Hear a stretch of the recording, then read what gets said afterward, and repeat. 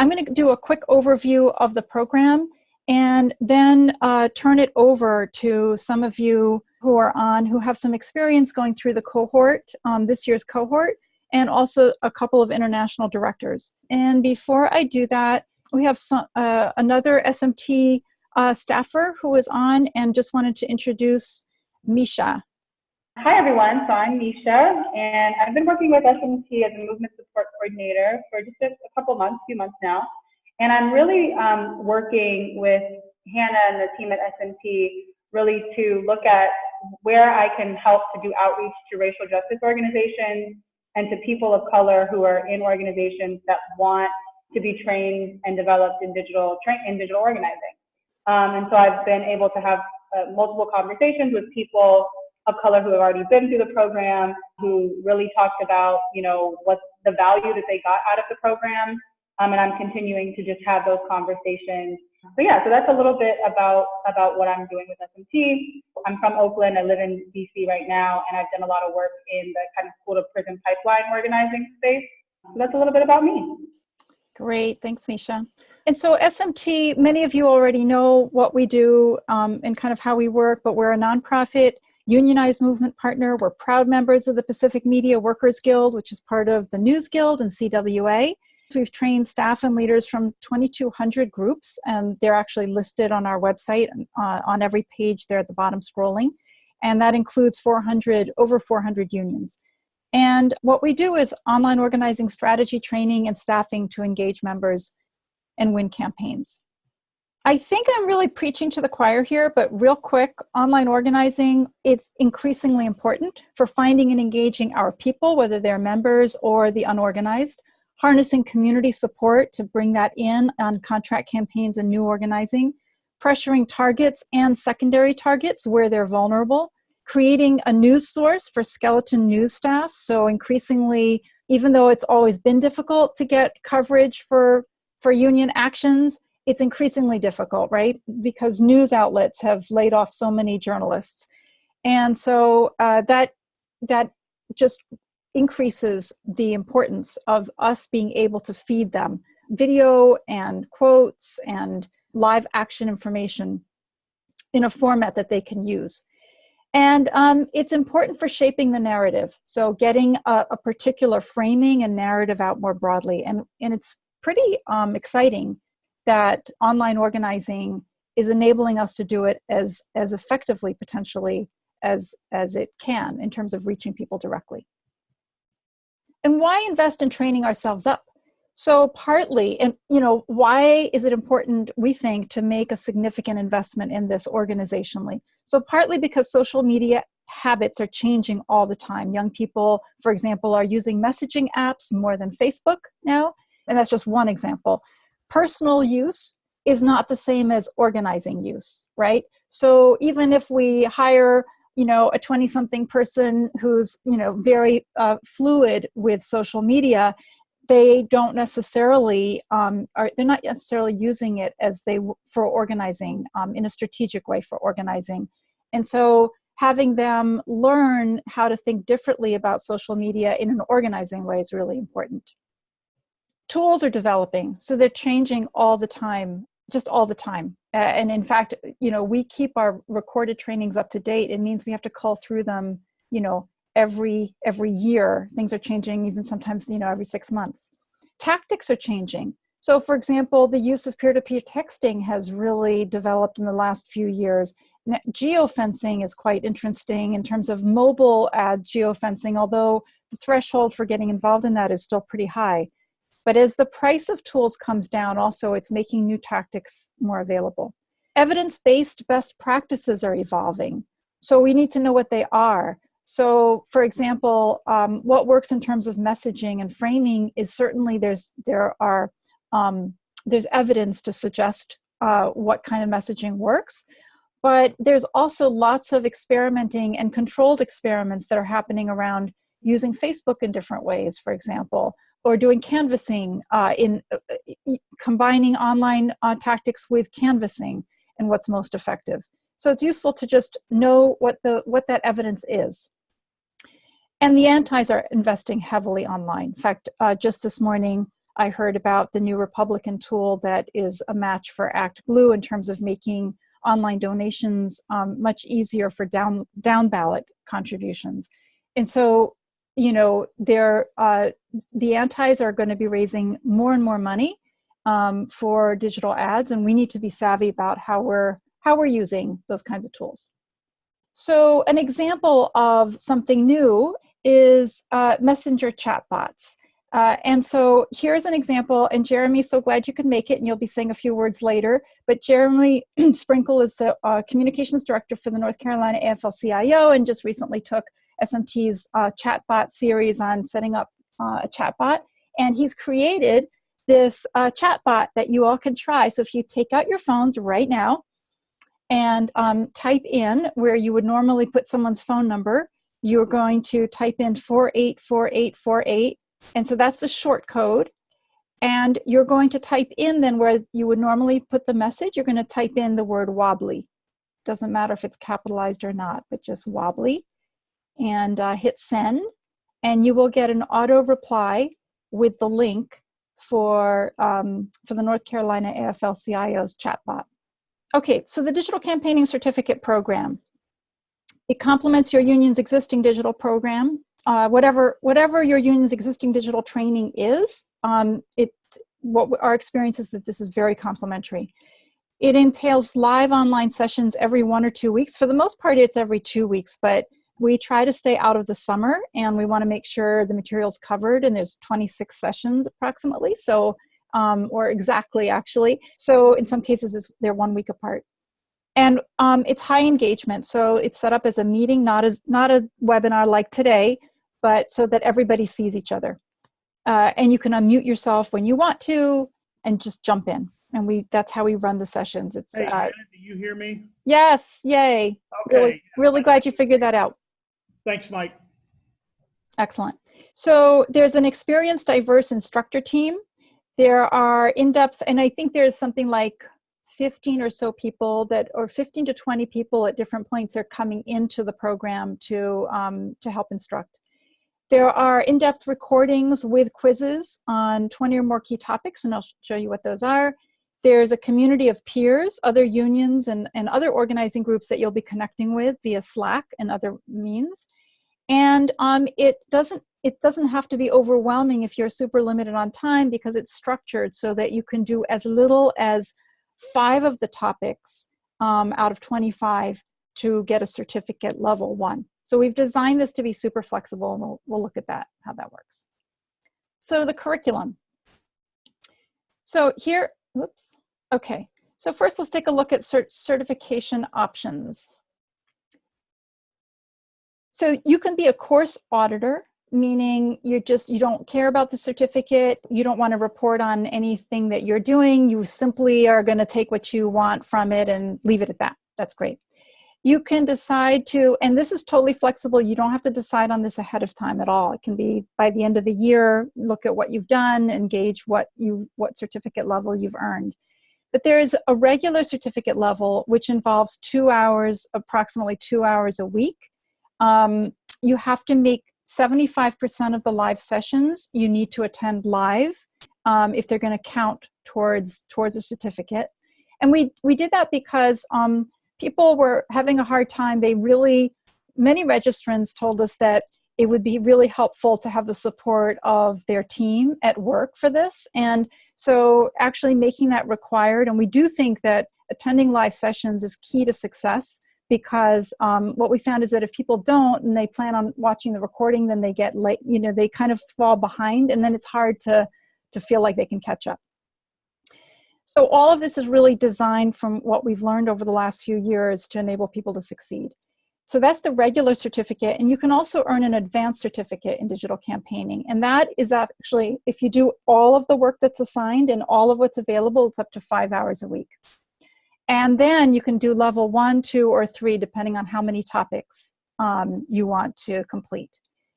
And in addition to that, we also think that it's super helpful for people to have 2 or 3 other people or 1 or 2 other people that they're checking in with, and are kind of a support team. We didn't have that this year, and we're just implementing it now towards the end. People have been really interested in about a third of the folks would like to set that up. So that's optional. And if you do that and everybody gets a certificate, at least at the basic, most minimal level, then everyone can have a certificate awarded with teamwork distinction. And then this is a list of all of the sessions, the various topics. And we'll go through those in more depth. But here it's broken down. You can see that we've tried to separate out what are the priority topics if you're an organizer or a business rep versus if you're in communications. Or obviously, if you're involved in all of the above, then you might want to cover everything. Let me go back to the presentation. So I'm going to just work through this. We'll have time for Q&A. So then let me just show you the recordings. So these are all of there's something like 21 different courses that SMT has that involve multiple different short video clips on different topics. And so you have access to all of these. And I'm going to show you the back end of that. So what that looks like if you are taking the Twitter course, for example, this is what all the little clips, like let's say you're the beginner of introduction to Twitter. So, and then it goes all the way up through building your account aggressively, advanced use of Twitter in campaigns, orchestrating Twitter storms, Twitter tools, and how to measure effectiveness. Everything is broken down into manageable clips that get you zeroed right in on the particular topic, as well as lots of organizing case studies. And we also have set them up so that, let's take a look at this one, for example. So this is the video. You can download it. Some people are like watching stuff while they're, at the gym. Totally fine. And then most clips have quiz questions at the end that lift up and affirm the key learnings. So this is these are not graded, but it's there as a tool for you to make sure that you're taking away what was important. We talked about the small team support team throughout. And the other thing is that this year, there were 230 registrants. That was a large enough group of people that we had extra resources and we were able to set up small group sessions very flexibly. If people requested a small group session and there were 4 or 5 people that were interested, then we set up a session. So we did a couple of sessions on email design and writing that went into more depth where people could get direct feedback on their emails. We looked at donate pages, which was not such a priority for unions. We looked at getting more in depth on Google Analytics, things like that.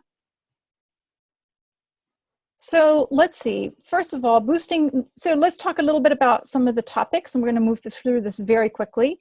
Boosting new organizing and contract campaigns for smaller bargaining units, using Facebook to generate leads. And there's a lot of things. We're going to kind of skip through this, but actually I want to invite Shane Burley from Local 503. Do you want to unmute yourself and share a little bit about, you're going to be part of the instructor team? Sure. Hi, everyone. I'm a communications organizer with SEIU Local 503.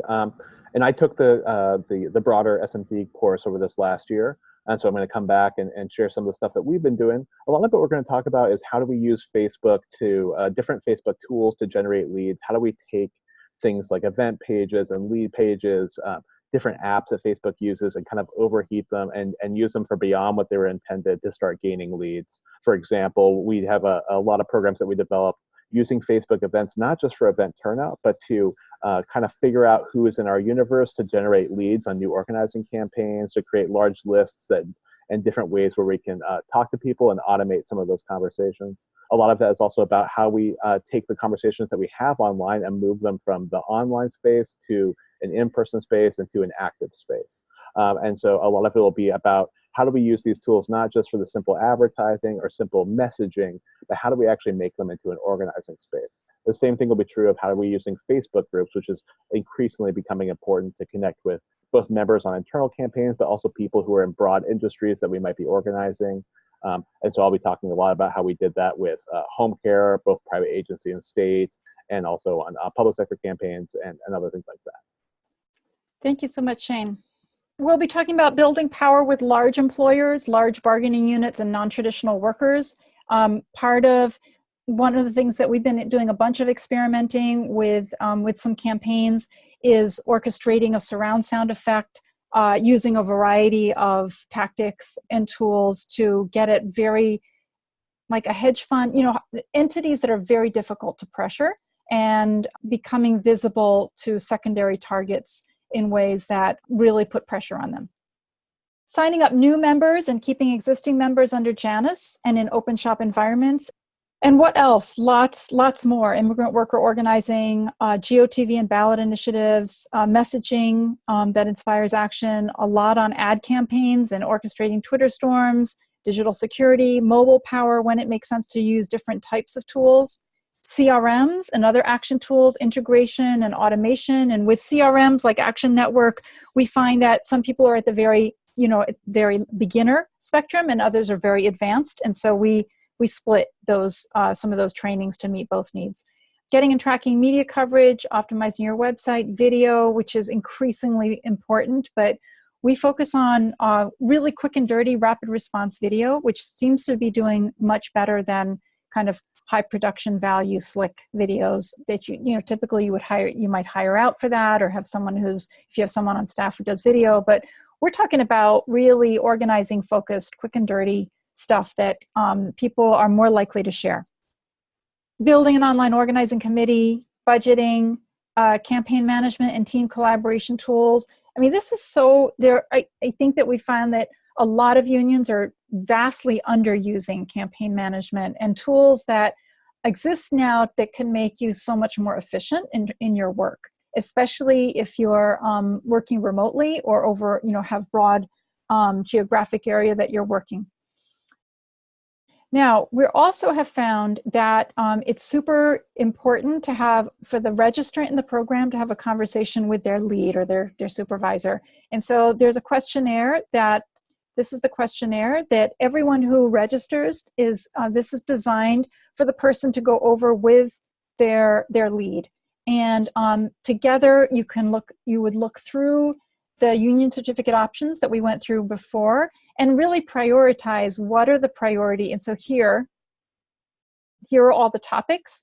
And this is a way to have a conversation about, okay, given that this is an investment of time, what are the priority topics? And let's have some agreement around that. And then a discussion around, is this work going to be done, during work hours, off work hours? We've found that it's much more successful if there's a commitment to, protecting some work hours for this, and that it's lifted up in staff meetings. So this kind of is a walkthrough to help support supervisors or leads in understanding how they can be supportive of staff that are in the program. And as part of that, we also will be holding a small group sessions for leads. Again, these are like whether the lead is in the program or not enrolled in the program. And especially if they're not enrolled in the program, these sessions are just for leads who have someone enrolled in the program to help them share with each other what's working, how they can contribute to the registrant success. And we find that, there's not a lot of support for people who are trying to develop a strong digital program and develop and maintain digital organizing within the union. And so developing that, providing that kind of support and a kind of a community of peers where people can brainstorm and talk about what they're experiencing or what their challenges are and get support around that in a way that helps them build an environment that's going to be supportive of digital organizing is what we're trying to create here. Finally, so we're also very intentional about building a participant community here. So like I mentioned, this is a meeting rather than a webinar, so people can see each other, unmute themselves. There's also a Slack channel where people can talk with each other, ask questions. It's also something that is staffed. We check in on it and respond. The small group support team of 3 people working together throughout the year. And then there's a shared leaderboard and a tracking spreadsheet. And I'll just show you real quick. This is the leaderboard. So this is the 230 registrants all have access to this spreadsheet in the current cohort. In this tab, You can see that assignments are all across the top every week. It's really clear what the assignments are, and then the people enter in what they've done, and then there's a leaderboard where people can see how they're doing. So the time commitment is a minimum of 2 hours per week for at least 5 weeks, for at least the 5 topics that are your priority topics. And then it can go way beyond that. The other thing is that sometimes it's useful to share the registration with other staffers. So it could be that there's only the person who's registered can be eligible for the certificate, and you can only have one login per registrant for the live meetings on Zoom. But having said that, you can grab as many people as you want around the same, computer during the live sessions.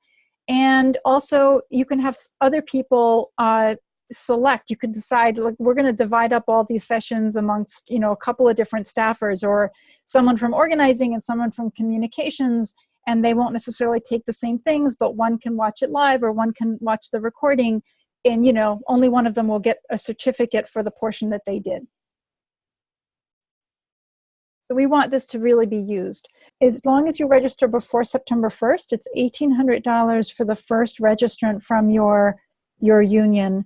And by your union, it's like the domain name that's in your email. So it would be your local union.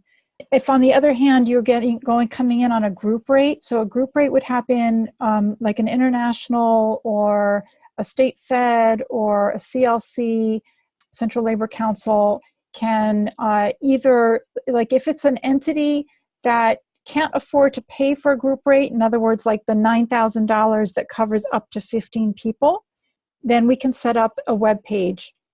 We have one that we can share that's being used by SEIU, and one, actually they're on the landing page, they're linked there, and one for the Machinists Union. But we can throw up a registration portal.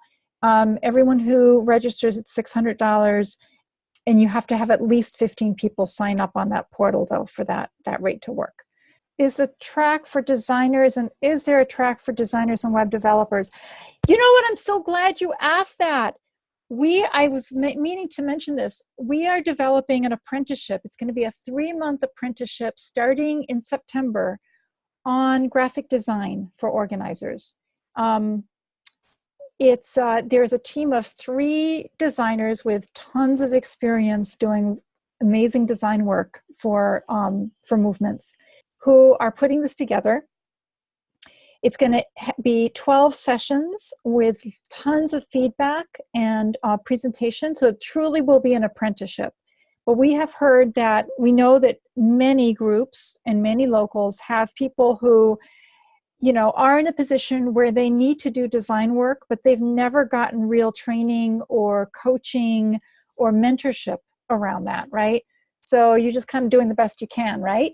And it's time that we invest in developing that.